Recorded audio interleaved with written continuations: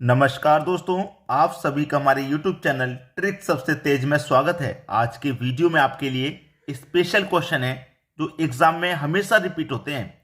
ठीक है, कभी एमटीएस के एग्जाम में पूछ लिया तो कभी सी सेट के एग्जाम में पूछ लिया। इस तरीके से अदल बदल के क्वेश्चन पूछे जाते हैं, वही प्रश्न लेकर के आया हूं। तो पूरा वीडियो देखिएगा। चलिए स्टार्ट करते हैं पहले क्वेश्चन से। प्रश्न क्या कह रहा है?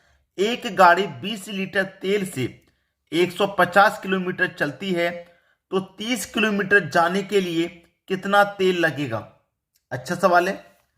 देखिए, 20 लीटर तेल में चलती है 150 किलोमीटर। 20 लीटर तेल में 150 किलोमीटर चलती है तो 1 लीटर तेल में कितना चलेगी? पहले ये निकालो। कैसे निकालेंगे? 150 में 20 से डिवाइड कर देंगे, 0 से 0 जाएगा, 2 से कटाऊंगा 15 को, 7.5 बार में कट जाएगा। यानी कि 1 लीटर तेल में 7.5 यानी कि 7.5 किलोमीटर चलेगी। 7.5 किलोमीटर चलेगी 1 लीटर तेल में। हमको चलानी कितनी है? 30 किलोमीटर। तो 2 लीटर में भाई कितनी चलेगी? 7.5। फिर से 7.5 चलेगी दूसरे में, यानी कि 2 लीटर में कितनी होगी? पहले लीटर में 7.5, दूसरे लीटर में 7.5, यानी कि 2 लीटर में चल जाएगी ये 15 किलोमीटर।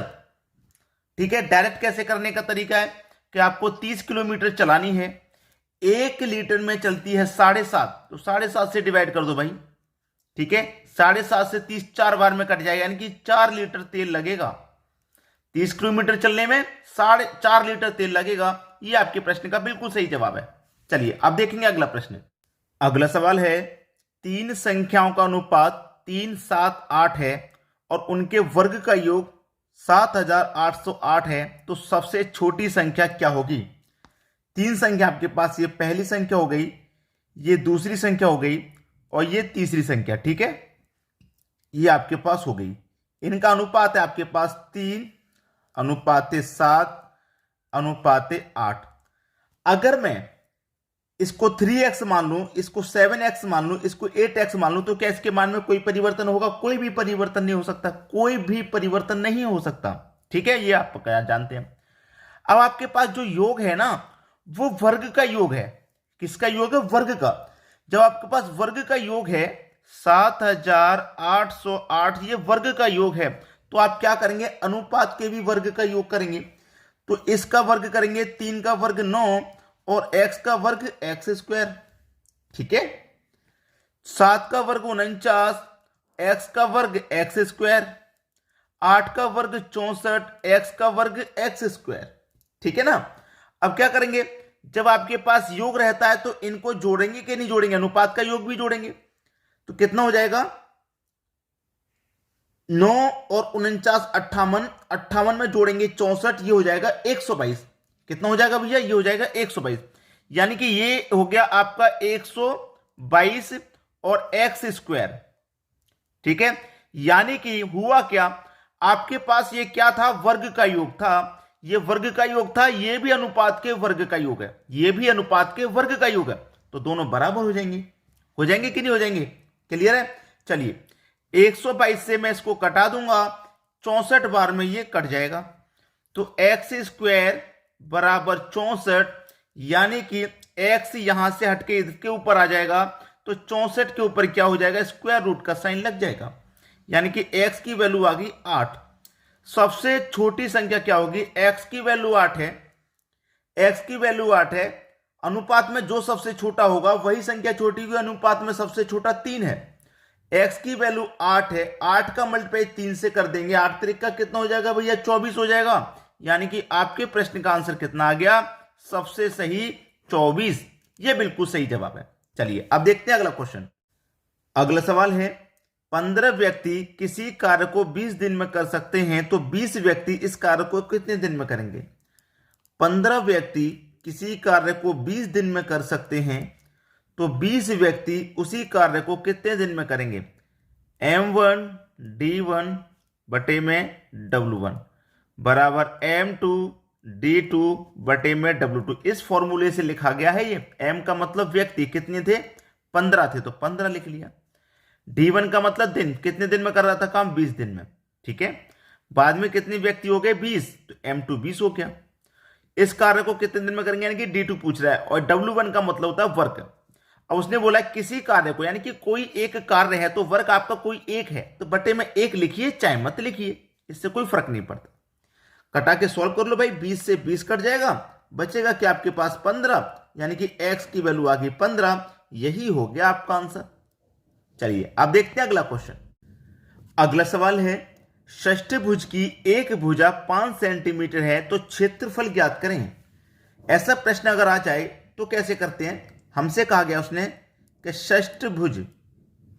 षष्ठभुज, ठीक है, षष्ठभुज का क्षेत्रफल पूछा है ना, तो षष्ठभुज के क्षेत्रफल निकालना है आपको। एक भुजा 5 सेंटीमीटर की है, उसका क्षेत्रफल पता करना है, यानी कि 6 भुजाओं वाला, ठीक है, जैसे कि इस तरीके से बनता है, कुछ मैं आपको बता के दिखा देता हूं, कुछ इस तरीके से बनता है, 1 2 3 4 5 6। उसकी एक भुजा 5 सेंटीमीटर की है तो उसका क्षेत्रफल क्या होगा, तो यानी कि षष्ठभुज के क्षेत्रफल को कैसे निकालते हैं, नोट करवा रहा हूं मैं आपको, नोट कर लेना। 3 स्क्वायर रूट में 2 बटे में 2, ठीक है, और यहां पे क्या आ जाएगा, मल्टीप्लाई में भुजा का स्क्वायर, मतलब भुजा का स्क्वायर आ जाएगा, ठीक है। बस प्रश्न यही खत्म हो जाएगा, कुछ नहीं है प्रश्न में, अब प्रश्न यही खत्म, समझ में आ गया। देखिए भुजा कितनी थी आपकी, भुजा है आपकी 5, तो 5 का स्क्वायर इसका मतलब 25, और 25 का मल्टीप्लाई कर देंगे 3 से तो 75। चलिए मैं कर देता हूं, 3 इंटू 2 बटे में 2, ए का स्क्वायर, यानी ए आपका 5 है, 5 का कर देंगे स्क्वायर, ठीक है। चलिए 3 2 बटे में 2, 5 का स्क्वायर कितना हो गया भाई, 25 हो गया, ठीक है। चलिए अब 25 का मल्टीप्लाई 3 से हो जाएगा तो 75 हो जाएगा ये, ठीक है। बटे में कितना है, 2 है, और ये क्या बचा आपके पास, √2। बस हो गया प्रश्न का आंसर, खत्म सवाल, इतना ही था। अब देखते हैं अगला क्वेश्चन। अगला सवाल है, 2/3 4/9 5/6 का एलसीएम और एचसीएफ ज्ञात करें। एलसीएम भी बताना है इसका और एचसीएफ भी बताना है। कैसे बताएंगे, देखिए आपसे क्या पूछा है, एलसीएम। जब एलसीएम पूछा है ना, तो ऊपर वाली संख्याओं का एलसीएम लो, नीचे वाली संख्याओं का एचसीएफ। जब आप एलसीएम निकालेंगे तो ऊपर वाली संख्या का एलसीएम निकालेंगे पहले, और जब एचसीएफ निकालेंगे तो ऊपर वाली संख्या का एचसीएफ निकालेंगे पहले। मैं बता दे रहा हूं, हम क्या निकालना है, एलसीएम, तो ऊपर वाली संख्या का एलसीएम 2 4 5 का एलसीएम हो जाएगा भैया 20, ठीक है, और नीचे वाली संख्या का एचसीएफ 3 6 9 का एचसीएफ हो जाएगा 3, ठीक है। ये तो हो गया हमारा एलसीएम, यानी कि जो हम निकाल रहे हैं, जो हमसे पूछा जा रहा है, एलसीएम पूछा जा रहा है, हम जब एलसीएम निकालेंगे तो ऊपर वाली संख्या का पहले एलसीएम निकालेंगे और नीचे वाली संख्या का एचसीएफ। अब हमें निकालना है एचसीएफ, यानी कि एचसीएफ पूछ रहा है, तो ऊपर वाली संख्या का एचसीएफ निकालेंगे, 2 4 5 का एचसीएफ 1 हो जाएगा, तो नीचे वाली संख्या का एलसीएम मतलब अपोजिट हो जाता है, 3 9 6 का एलसीएम 18 हो जाएगा। ये आपका एचसीएफ निकल के आ गया। बताइए कितना आसान था कि नहीं आसान, बस हो गया आपका आंसर, इतना ही था क्वेश्चन। चलिए अब देखते हैं अगला सवाल। अगला प्रश्न है, ए की आयु बी की आयु से 3 गुनी है, ठीक है, एवं सी की आधी है। बी की आयु 28 वर्ष है तो ए की आयु ज्ञात करें। यानी कि 3 व्यक्ति हैं आपके पास, ए बी और सी, ये 3 व्यक्ति हैं आपके पास, ठीक है। उसने बोला कि ए की आयु बी की आयु से 3 गुनी है। ए की जो आयु है बी की आयु से 3 गुनी है, यानी कि बी की आयु अगर 1 होगी तो ए की आयु 3 गुनी है तो 3 हो जाएगी, ठीक है, 3 गुनी है। एवं सी की आधी है। अब समझ में आ गया, जो हमारी ए की आयु है वो बी की 3 गुनी है, लेकिन सी की आधी है, तो सी की कितनी हो जाएगी 6, तो सी की आधी तभी तो 3 होगी ये कह रहा है क्वेश्चन। अब से एक बात और कही गई है कि जो बी की आयु है वो 28 वर्ष है। बी की आयु 28 वर्ष है, यानी कि 28 वर्ष है बी की आयु, और रेशियो में बी की आयु कितनी है भैया 1 है, तो 1 से 28 में डिवाइड करने पर 28 ही मिलेगा आपको, यानी कि एक रेशियो की वैल्यू कितनी हो जाएगी 28। एक रेशियो की वैल्यू 28 है, ए की आयु ज्ञात करें पूछ रहा है, तो एक रेशियो की वैल्यू 28, तो 3 रेशियो की वैल्यू कितनी हो जाएगी 28 का मल्टीप्लाई 3 से कर दो 84 हो जाएगा, ठीक है, 84। बस प्रश्न खत्म, यही हो गया आंसर। चलिए अब देखेंगे अगला सवाल। अगला सवाल है, 7 साल में साधारण ब्याज मूलधन का 56% हो जाता तो कितने वर्ष में साधारण ब्याज मूलधन के बराबर होगा। अच्छा सवाल है। देखिए, जो 7 साल में साधारण ब्याज है वो मूलधन का 56% है, यानी कि ब्याज जो लग रहा है 56% लग रहा है 7 साल का।